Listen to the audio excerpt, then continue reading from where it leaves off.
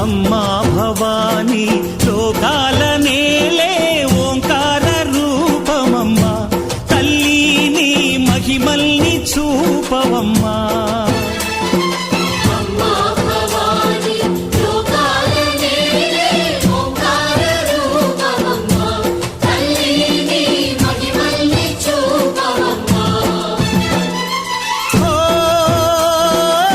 సృష్టికే దీపమా, శక్తికే మూలమా, సింహరథమే నీదమ్మా. అమ్మ దుర్గమ్మ భక్తులను దీవించుమా.